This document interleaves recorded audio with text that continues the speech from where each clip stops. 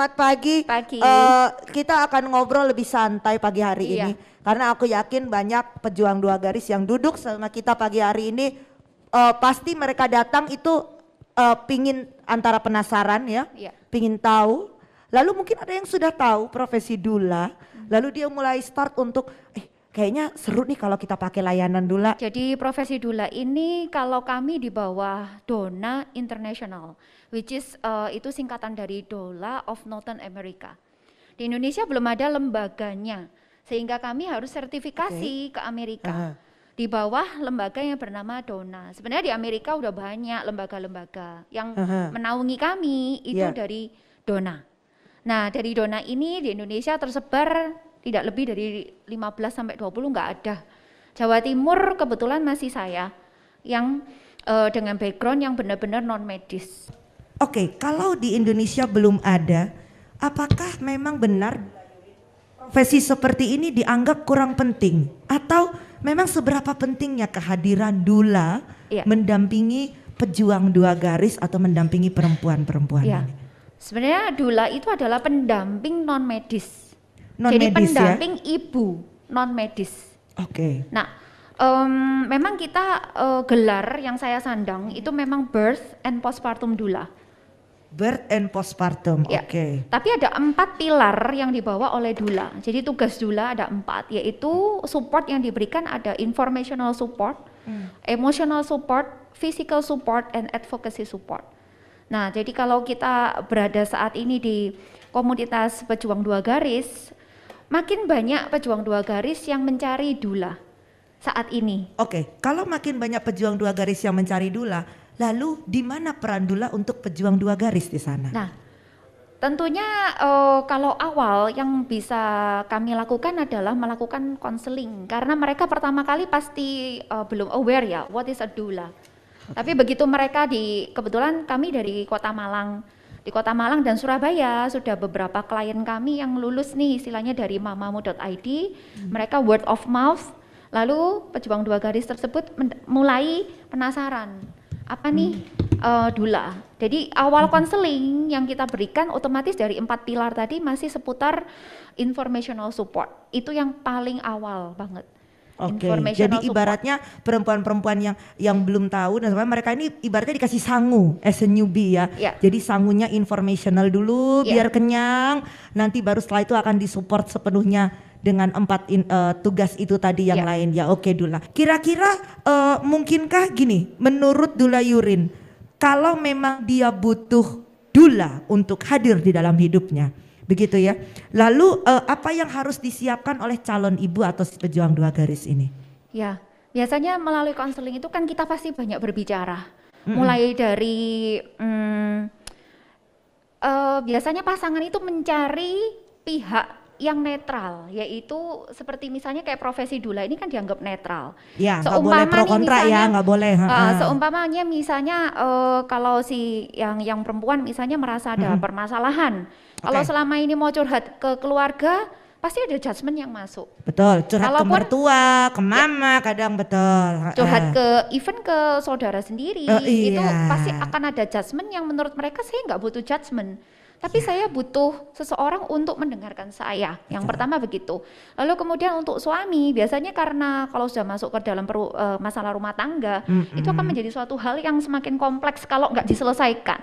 Ya kan, misalnya masing-masing pasangan nggak bisa berdamai ini dengan dirinya sendiri. Otomatis jika akan memulai lagi pembicaraan-pembicaraan yang sama, itu pasti akan rentan bertengkar misalnya. Jadi istilahnya mereka begitu bercerita dengan saya, mereka mendapatkan satu tempat di mana mereka itu tidak dijudge, tapi mereka mendapat istilahnya mendengar, tapi mereka juga diberi pengarahan. Jadi istilahnya memvalidasi emosi. Nah, disinilah sebenarnya kita harus support ke ibu itu untuk validasi emosi, karena kebanyakan ibu-ibu itu wanita ya, itu kurang merasa emosinya tervalidasi. Misalnya nih saya butuh menangis, tapi justru saya disuruh stop menangis. Ngapain sih lu nangis-nangis, nanti kan lu dapat gantinya, misalnya kayak gitu.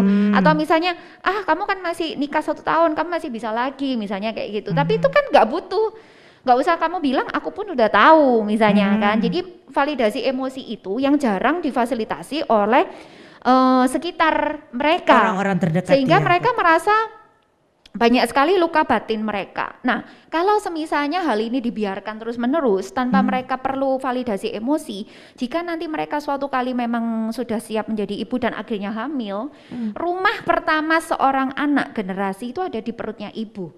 Nah, ini yang mesti kita persiapkan mungkin dari sekarang itu kayak mungkin nggak kebayang ya. Gimana kita mempersiapkan rumah ini loh yang pertama. Itu nggak mudah. Seperti kita mau membangun rumah, kita harus ada fondasinya yang kuat. Betul. Ya. Lalu kemudian modelnya mau kayak apa misalnya. Nah, itu contohnya kita harus ada komunikasi yang baik dulu. Kita harus bisa berdamai dulu dengan diri kita sendiri jika ada mental block yang mungkin belum bisa diurai. Dan faktanya memang setiap manusia itu pernah ada di rahim seorang ibu. Nah, jika ibu itu pada saat ibu kita saat mengandung kita atau pada saat itu beliau trauma pada saat melahirkan, hal-hal tersebut akan diserap oleh anak. Sehingga itu akan membuat seorang anak itu bertumbuh menjadi seseorang yang mungkin penuh kecemasan, kekhawatiran berlebih. Dan akhirnya merasa itu triggernya, kalau secara sadar ditanya triggernya dari mana, pasti nggak bisa. Tapi kalau kita bawa ke hipnoterapis atau mungkin dalam kondisi relaksasi, mereka akan bisa terbawa di kehidupan mereka ternyata saat mereka dilahirkan. Saya banyak menemukan kasus-kasus yang mungkin waktu saya workshop dulu, saya belum ada praktek ya, tapi pada saat praktek saya dihadapkan dengan hal-hal yang membuat saya, apa yang diajarkan semuanya memang terbukti. Jadi itu pengaruh yang sangat besar saat di dalam kandungan, bagaimana emosi yang ibu rasakan. Lalu pada saat dia dilahirkan itu juga. Jadi karena itu diserap oleh primalnya setiap manusia yang sudah dikasih oleh Tuhan. Dan turns out ternyata hal-hal itu yang malah bikin kita jadi terkejut dan belajar banyak. Benar. Hanya kita dapat dari sekedar teori ya. Benar sekali. Pengalaman-pengalaman itu yang luar biasa. Saya akan stop sampai sini. Ada pertanyaan? Nah, kalau Dula, sertifikasinya bagaimana? Lalu bagaimana dia bisa mendapatkan title sebagai seorang Dula? Ya, karena di Indonesia belum ada lembaga yang menaungi, otomatis ada fasilitatornya. Jadi fasilitator mentor saya, yang saya sebut mentor adalah Ibu Robin Lim dari Klinik Bumi Sehat Bali. Ya, berarti beliau memang masih warga negara asing. Beliau melatih, mengajak banyak sekali orang-orang yang terpanggil untuk workshop Dula yang diadakan oleh Ibu Robin Lim di bawah trainer Dona sendiri. Jadi mereka ada di sini. Jadi mereka mengadakan training itu ada di Indonesia, difasilitatori oleh Ibu Robin Lim. Tetapi untuk sertifikasinya sampai harus bertitle nih, yang sertifikat istilahnya saya membernya dari Dona Internasional sendiri, itu harus menyerahkan kasus-kasus yang diminta. Dari penelitian-penelitian kasus yang harus diminta sendiri dari Dona sendiri dan dikirim sendiri ke Amerika. Nggak bisa sembarangan ya. Nggak bisa. Ya kan, nggak bisa sembarangan. Emangnya Dula itu bestie ya kan, kayak teman sendiri gitu, asal situ cerita sini nampung. Habis itu, ya kalau Dula kan masalah trust dan segala macam, kerahasiaan ya kan, kan harus tetap berhenti di Dula. Kalau teman sendiri mah enggak, diceritain ke sini bisa nyampe ke 50 orang lain ya, kayak iklan. Ya ampun. Padahal kan dia cuma pingin curhat aja ke kita gitu ya, emotionally kita tampung, itu tadi validasi emosi, lalu kita coba untuk bantu, kita coba untuk berikan pengarahan dan segala macamnya. Terjawab ya Mbak Nabila. Jadi dia bisa disebut Dula itu karena memang satu dari sertifikasi dari Dona itu. Tapi kalau sekarang semisal muncul Dula-Dula yang lain, ada yang baru, kemana mereka bisa belajar untuk bisa jadi Dula gitu? Ya cukup di training itu kah atau bagaimana? Kalau sebenarnya melalui training yang difasilitatori oleh Ibu Robin itu memang kan tidak main-main ya. Trainer yang datang itu dari Dona sendiri. Jadi ada 3-4 itu pakarnya beda-beda. Jadi keahliannya beda-beda. Tapi mereka sudah proof trainer. Jadi istilahnya sudah proof trainernya dari Dona sendiri. Nah, kalau misalnya kami sudah lulus dari sana, kami sudah boleh bekerja sebagai Dula. Sudah boleh, karena sebenarnya seorang ibu saat ini ya kan ada pilar yang keempat yaitu advocacy. Advocacy itu adalah kita menerangkan kepada para ibu-ibu bahwa ibu-ibu ini semua punya hak. Nah, dalam mempersiapkan kehamilan pun pasti akan berhubungan dengan tenaga medis kan. Nah, itu pun ada area-area yang mereka sendiri juga harus tahu, informed consent namanya. Jadi itu adalah hak pasien. Jadi ini yang juga salah satu dari skop doula yang harus menerangkan apa aja ya hak-hak yang dimiliki oleh seorang ibu yang menjadi prioritasnya ibu tersebut saat akan dirawat oleh tenaga medis. Nah, jadi istilahnya dengan dukungan-dukungan seperti itu, ibu-ibu ini bisa stand up akan haknya dia. Jadi bukan semuanya diputuskan oleh orang lain. Nah, tuh itu yang sering tuh terjadi ya, mohon maaf. Padahal si perempuan yang mau berjuang sendiri ini pinginnya apa? Boleh nuruti uang liya, menurutin keinginan orang lain, nurutin mertua lah, nurutin emaknya. Jadi dengan trina-trina yang seperti itu pun kami sudah boleh, karena setiap ibu berhak memiliki pendamping. Jadi tenaga medis tidak bisa melarang sebenarnya. Jadi setiap kali saya sebenarnya saya bukan tenaga medis. Jadi pekerjaan kami bukan doula, bukan tenaga medis. Tugas doula adalah mensupport pada saat memang fungsinya nanti lebih terlihat pada saat persalinan dan pasca persalinan. Otomatis saat persalinan nomor satu itu harus aman, yaitu tenaga medis harus ada. Nah, kami para doula juga disumpah dilarang masuk ke lingkungan free birth society. Yaitu di mana sebuah persalinan tanpa tenaga medis itu juga tidak boleh. Nah, tetap jadi, harus ada tenaga medis. Yes, karena kami bukan non medis, jadi kami butuh tenaga medis, sehingga kami berdua ini bekerja sama untuk mempelancar sebuah persalinan istilahnya, atau sebuah proses pemulihan pasca persalinan, misalnya breastfeedingnya. Jadi kami tidak mengambil wilayah medis, kami tidak mengecek tekanan darah, tidak memeriksa pemeriksaan medis, itu bukan wilayah kami. Tetapi di dalam kelas-kelas yang kami berikan, kami memberikan informasi-informasi sehingga para ibu tahu nih apa yang akan dijalanin misalnya nih persalinannya mau sesar misalnya, kan dikira orang praktis tuh kalau sesar misalnya gitu. Nah, apa aja informasi yang harus masuk di situ? Nah, sehingga nanti pada saat itu pun menjalaninya mereka tahu, oh ternyata seperti ini. Nah, efek-efeknya apa?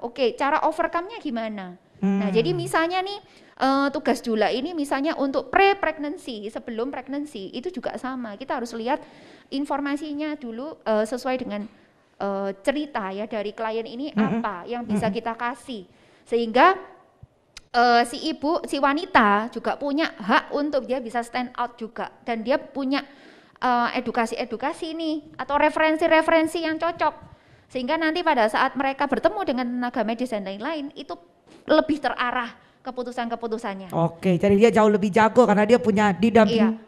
Iya, dan itu tidak mudah. Jadi kalau misalnya mau doula-doulanya banyak, mohon maaf ya kalau misalnya sekarang ini kemarin ada satu klien saya yang datang, mereka bilang kalau di masa pandemik ini kan semua belajar serba online gitu ya, sehingga banyak sekali mereka yang menulis doula gitu, doula. Bahkan ada bidan yang waktu saya nggak boleh perform di rumah sakit karena protokol pandemik, itu bilang gini ke klien saya, udah saya doulain, saya juga sama kok sama doula. Jadi itu klarifikasi sama sekali tidak sama. Jadi tidak bisa, even misalnya seorang doula ini backgroundnya adalah seorang bidan, pada saat dia mendula tidak boleh memakai background, tidak boleh memasukkan cara bidannya ke dalam proses-proses pendampingan tersebut. Misalnya tahu-tahu cek vagina nih, misalnya tahu-tahu cek blood pressure, itu nggak boleh. Itu nggak boleh, even dia misalnya bidan gitu. Jadi istilahnya di sini tidak boleh abal-abal. Kalau sampai abal-abal, tipis ya memang garis bedanya ya. Tapi memang harus jelas. Maksudnya doula is a doula, bidan bidan. Gitu. Sebenarnya butuh sosialisasi. Nah ini kita kurang sosialisasi kalau di Indonesia. Kalau dari versi doula Yurin sendiri dari mamamu, ini kita bicara sebagai pejuang dua garis ya, doula Yurin. Bagaimana, apakah bisakah doula Yurin tahu indikator kira-kira perempuan itu dia sudah siap menjadi seorang ibu? Nah indikatornya dari mana biasanya? Kalau dia sudah siap seperti saya katakan tadi, rumah pertama kan di kandungan ibu ya. Jadi menurut saya selama ini seperti kebanyakan orang bertemu dengan saya, ada beberapa ibu yang tidak baik secara mental. Nah, jadi ini masih harus, itu udah kelihatan misalnya nih, kalau misalnya ketemu yang seperti itu ya. Jadi di mana semua yang kita katakan atau sekeliling katakan penuh ketakutan. Berarti kalau sudah seperti itu, sudah siap apa belum kira-kira? Belum. Nggak bisa lah, iya. Serem. Ya, jadi istilahnya yang pertama, kata-kata tanda-tanda kita siap menjadi ibu adalah pertama kita lihat juga secara kita kan terdiri dari 3 ya, tubuh, jiwa,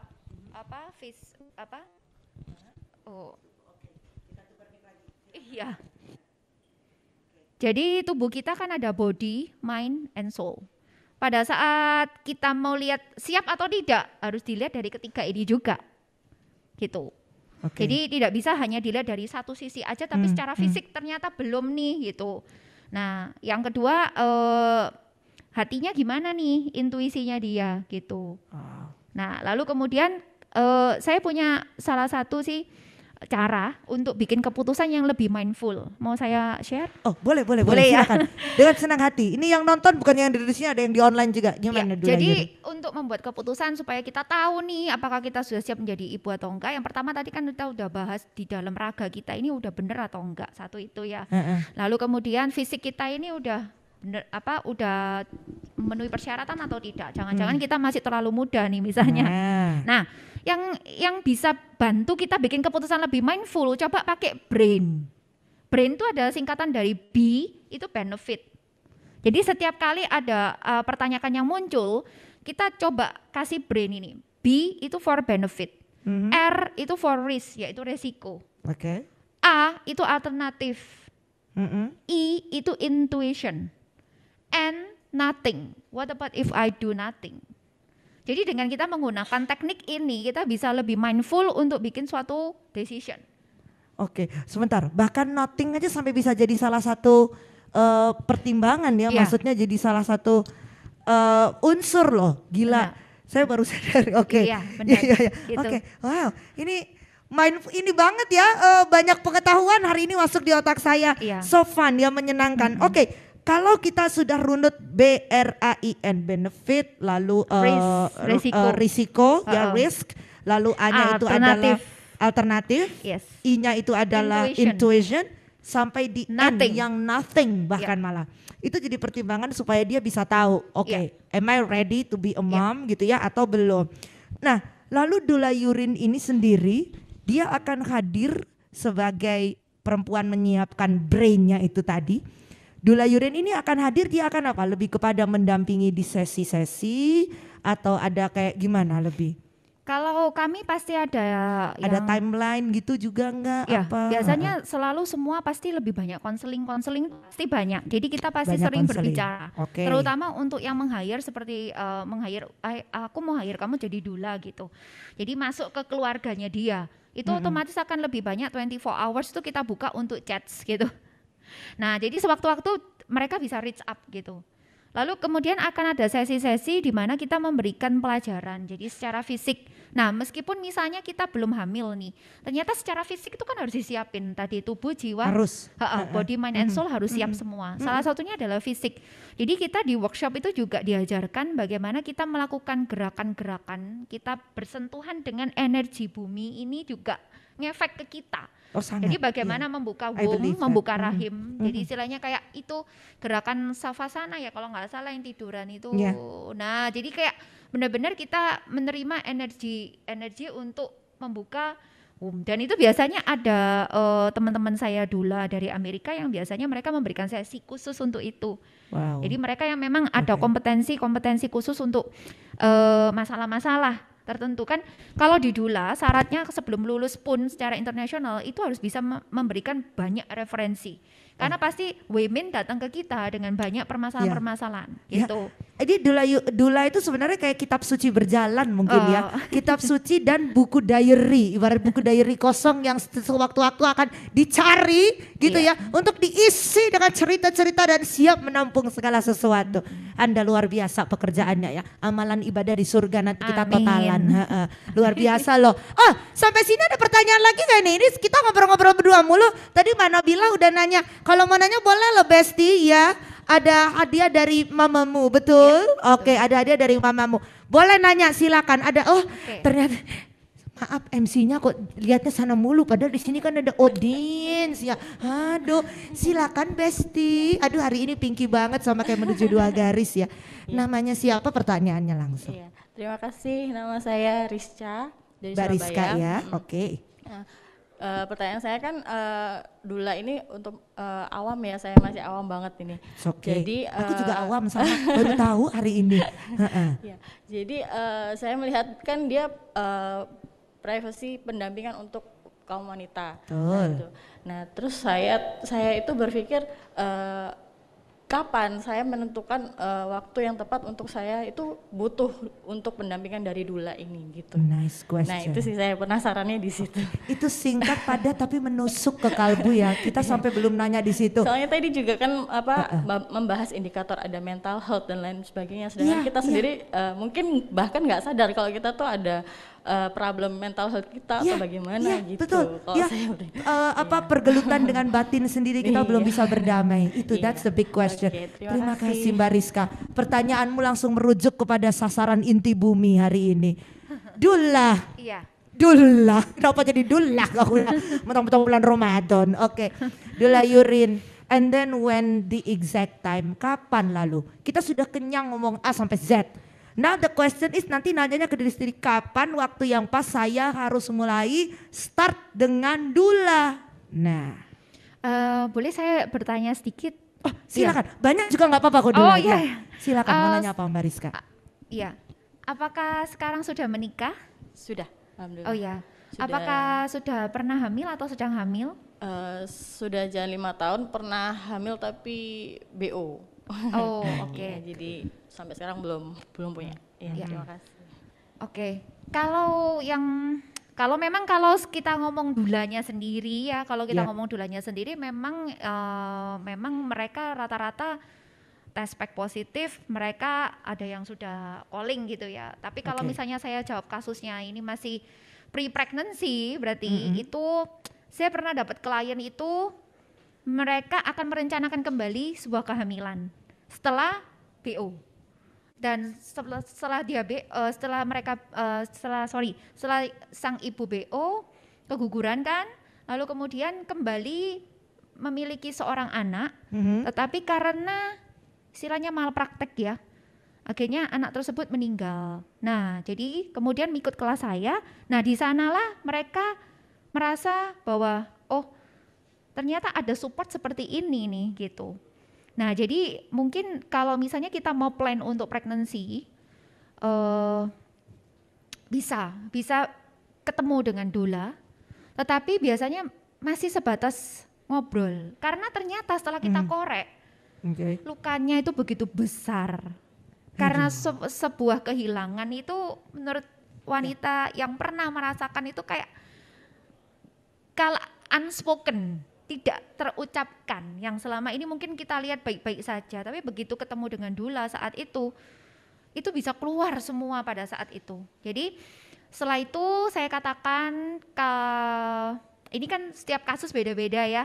Jadi saya berikan masukan-masukan sesuai dengan situasi kondisi dari sang wanita.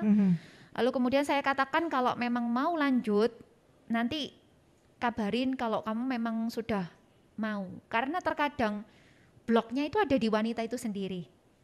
Jadi kalau misalnya nih ngeblok tidak mau lagi gitu, itu sudah tidak bisa apa-apa kita.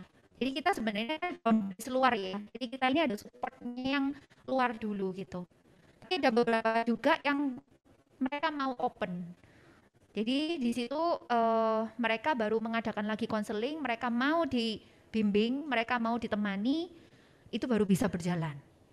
Jadi kalau misalnya ditanya tepatnya, idealnya atau apa, saya harus kembali lagi ke wanita tersebut. Kapan mereka merasa nyaman saat hal-hal seperti ini dibahas gitu.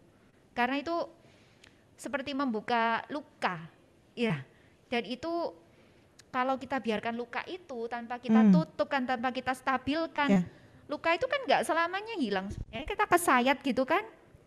Luka itu luka yang dirasakan. Mungkin lukanya sembuh dari luar nggak kelihatan, tapi rasa trauma dan lain-lain itu susah.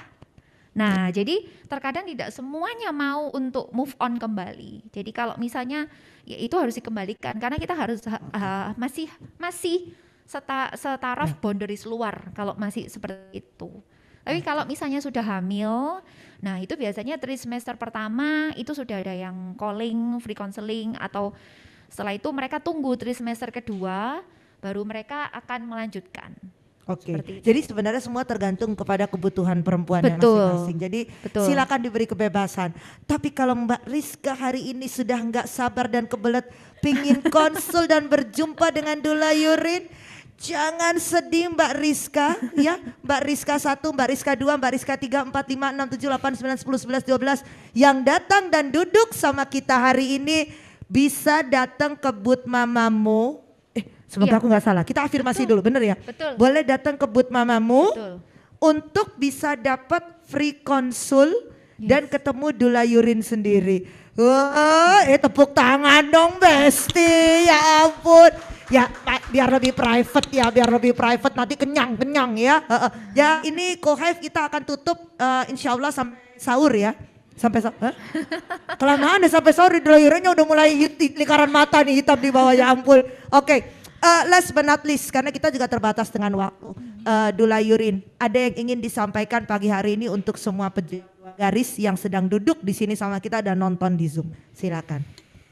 Oke, pesan saya, jika kita bisa mempersiapkan, kenapa kita tidak mempersiapkan lebih awal? Karena semuanya fase kehidupan yang kita lewati itu semuanya adalah about persiapan. Karena semenjak kita sudah menikah, kita bukan lagi satu tapi kita dua.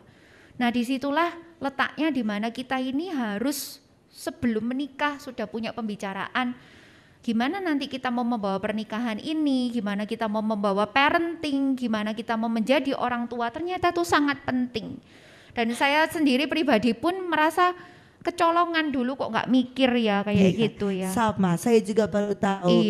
Setengah menyesal sebenarnya kenapa nggak pakai Dula. Karena kenapa? Waktu saya mau melahirkan, saya nggak ada suami, jadi nggak didampingin. Saya nggak tahu. Ibu saya kerjaan yang nggak berani masuk di dalam kamar, dia di luar terus kagak tahu ngapain. Di luar aja mondar-mandir kayak setrikaan. Jadi saya tuh butuh mungkin secara emosional lebih tepatnya. Saya butuh orang yang paham. Pun teman saya ada di situ, dia juga nggak tahu harus ngapain. Betul. Jadi dia juga bilang, beli puding ya, makan puding, enak puding. Nasi bebek enak. Kan ya nggak gitu juga ya, Marimar solusinya gitu kan. Terkadang kita kan butuh orang yang hanya mungkin duduk diam di sebelah kita. It's okay, it's gonna be alright. Nanti dia akan beri sebuah afirmasi yang menenangkan. Nah disitulah Dula hadir. Oke. Ada lagi yang mau ditambahkan Dula Yurin? Mungkin dengan merasa siap, dengan disiapkan, otomatis saya akan lebih percaya diri. I'm confident. I love your t-shirt. I am confident. Don't forget kalau kalian aman dan kalian dicintai. So I'm confident, safe and love. Boleh tepuk tangan sekali lagi Dula Yurin dari Mamamu.